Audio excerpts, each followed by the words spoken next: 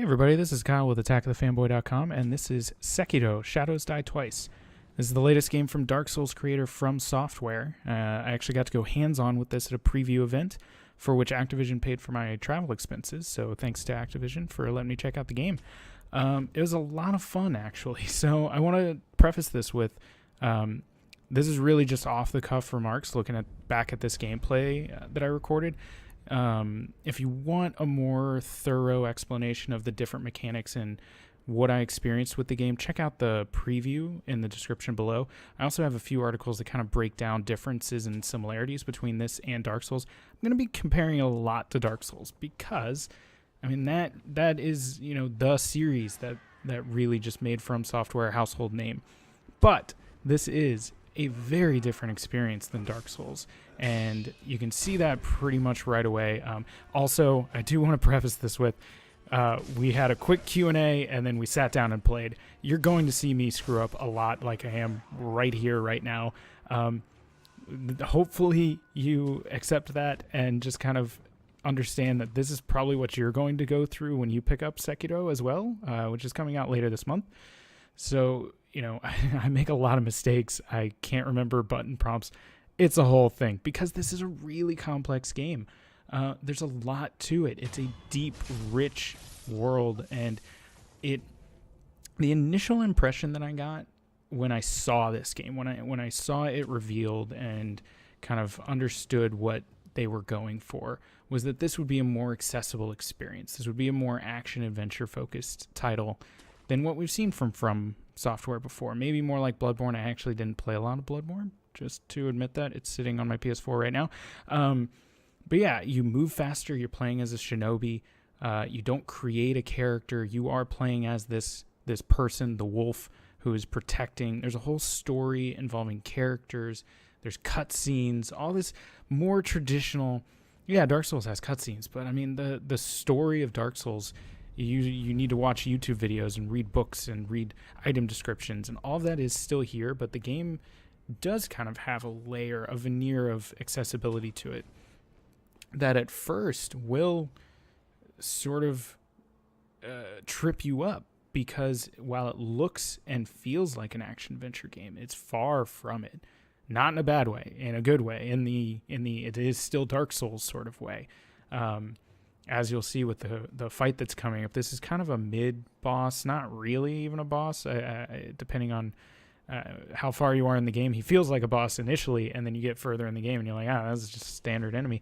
But yeah, so this will walk you through sort of the combat, which is very in-depth. It's this clashing of swords. And by the way, if you notice any artifacting or anything, you know, we only had this 3-hour period to get capture. So I believe there's some issues with my video. It's not with the game itself. But yeah, so it focuses on that posture gauge, which is right up there at the top of the screen. You want to fill that up because, as you can see in the top left, this guy has a lot of health. He's got a huge health bar. All of my strikes barely take any off of it, and those 2 red dots actually indicate that he has another full health bar waiting. You can empty his health bar and he will fill that right back up. So getting a sword slash in is nothing. You need to fill his posture gauge, get what's essentially a killing blow, in order to do any sort of real damage to him. So the way that you do that is by getting hits in, by blocking his attacks, but very, very precisely. My timing was all over the map while I played, because the timing is different per enemy. Much like Dark Souls, every enemy in this game is its own puzzle, its own sort of mystery that you need to crack. You need to figure out the tactics and the strategy to taking out each individual enemy type. Like I said, you need to focus on blocking. You need to focus on looking for your openings. You can't just roll around and hit them in the back. You need to face off with these guys and look for openings, create openings, and take advantage of them when they do show up. Yeah, you can dodge. Yeah, you can jump. And if it gets really, really tough, you can just grapple away and come back at it fresh from another angle. But that's not what's going to happen every single time. You're going to get into these fights, and you're going to need to be good at it. But what you're seeing from me here is something that I realized later on was a bit of a mistake, is I'm focusing so much on on those blocks, you can get hits in, and especially on other enemy types. Something else to watch out for is that red symbol, which is essentially indicating that that is an unblockable attack. If I tried to block that, it would just break through and hit me. So you need to dodge. So it's always keeping you on your toes. There's also different abilities that I didn't unlock in this point in the game, but later on I do, where you can do different sorts of attacks, different sorts of dodges that do damage. But yeah, like I said, this is figuring out how to take out these enemies and figuring out the strategy that works best is really the key to getting far in Sekiro. There's smaller enemies that show up. I don't believe in this video, but just in these opening hours, there's a ton of different enemy types, and you need to figure out how each one works. Some of them you need to square off with them. Some of them you need to only take out with stealth. Others you can really just take them on head first and just attack. It varies. It's different every time. Every battle feels fresh. It's really, really interesting, really well designed. And then also what you're noticing is this really heavy emphasis on stealth. This is not a stealth game. They made that very clear, but it does feel that way at times. And sort of my initial reaction when stealth is an option is to go stealth all the way. I'm not great at it, but that's what I try to do. You'll see me fail over and over again at keeping stealthy. But yeah, whenever something goes wrong, if stealth is an option, I try to kind of back away and look for another opportunity. You don't have to do that. You don't have to flee from these battles. You're capable of taking out these enemies, even in somewhat larger groups. 2, 3 standard enemies you can kind of take on if you're good. And of course, everyone's going to flash back to get good, that meme, the joke of Dark Souls. It always made sense. I mean, it's a joke. Yeah, but it really is the philosophy underpinning these titles from this developer, which is that, yes, you can improve your character. Yes, you can unlock abilities, but you need to improve. You need to get better. You need to create a different strategy. You need to become more capable of combat. I'm doing a little sneaky cheese stuff. That's all in here, too. You can cheese enemies.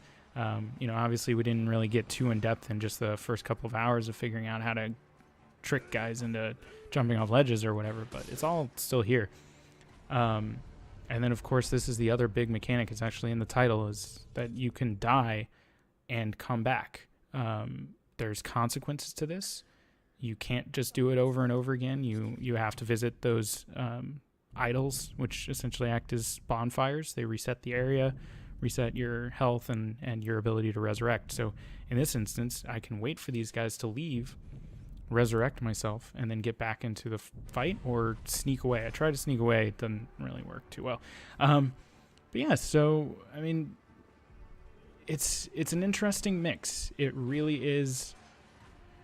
You can tell that Dark Souls is a base for this, that the philosophy behind that series is still alive, and that does mean that you're going to get frustrated. I got frustrated quite often with the game, but at the end of the day, and actually I experienced this at the event, that there were these sections of the game, different bosses, different groups of enemies that were so tough to take out, especially for newcomers. We were all brand new, and you could feel it. You could feel it in the room that everyone was, you'd get so mad, and they'd run up against somebody that they couldn't beat, and they would just get angry. I was getting angry.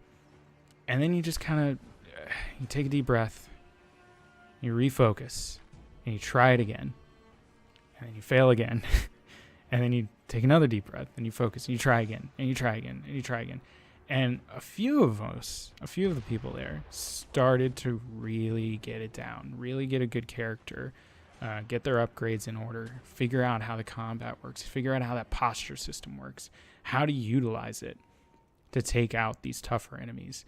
And then there was this feeling of satisfaction seeing, even if it wasn't, even if you weren't the one doing it, seeing someone beat that enemy that you struggled so much with and seeing how they did it, that is what makes a From Software game different, and it's here in Sekiro.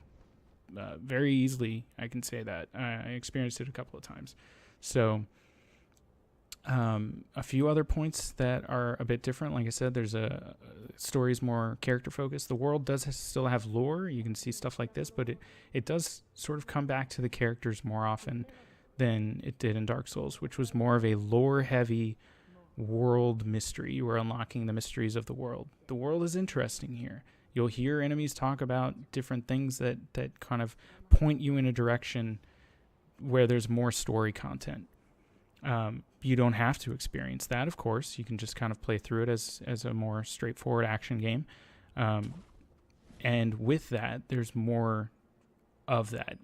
This is also a very interesting hint system where you listen to guards nearby. These guys are kind of giving me a tip for how to take out this chained ogre up at the top of these stairs.